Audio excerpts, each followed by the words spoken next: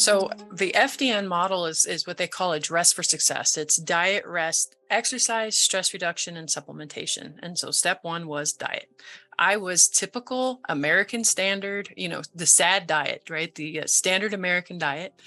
Um, you know, Macaroni and cheese and Kool-Aid, and I grew up on Mountain Dew and nothing that was food, right? Like I say all the time, if your body doesn't recognize an ingredient, if you don't recognize an ingredient, neither does your body. And it causes inflammation, it causes damage. And so diet was the first thing to start cleaning things up. And with me being celiac for so long, it was more than just going on a gluten-free diet. It was kind of cutting out all grains, all dairy, corn, even, getting rid of the very inflammatory foods and healing my gut. Because if you've got a leaky gut, you've got a leaky brain, which also adds to the mix when it comes to mental health issues. So, step one was absolutely diet. I used to just kind of be like gung ho right off the bat. We're going to run all these labs and we're going to do all the things. And then now I'm like, you know what?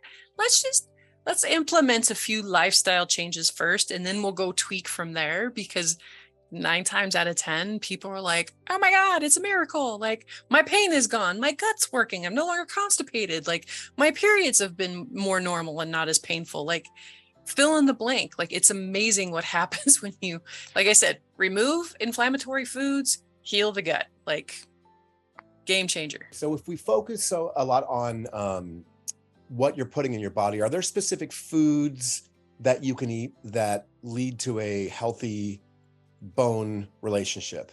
Yeah, no, I there are some that I love. I wouldn't say there's a perfect diet for osteoporosis, because everybody's biochemically and genetically unique and they've got a different digestive environment and things like that.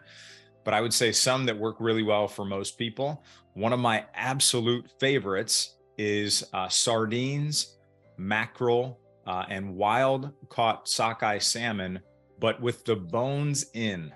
So you would look for these canned fish that have bones in them, and they're not hard, pokey bones that are going to hurt your mouth.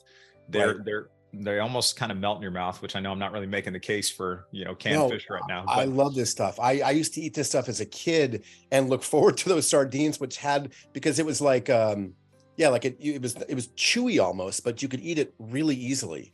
Yeah. And so when you eat these, the reason I like them is, number one, they've got protein.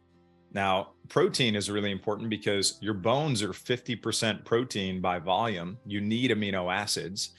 So that's number one. Number two is those bones contain all of the minerals that your bones need in the ratios that nature put them in. So that is another great way. And especially for people that are on really restrictive diets too, that may have eliminated different sources of calcium like dairy. You need to be able to find other whole natural food sources of calcium, and this is a great one. Got it. And then the third part is that these fish contain omega-3s, and omega-3s are like the dampeners of inflammation. So anything that contributes to inflammation in the body, especially chronic, especially long-term, that's going to contribute to and fuel bone loss. And that's one of the reasons why that is a great food to incorporate if you can.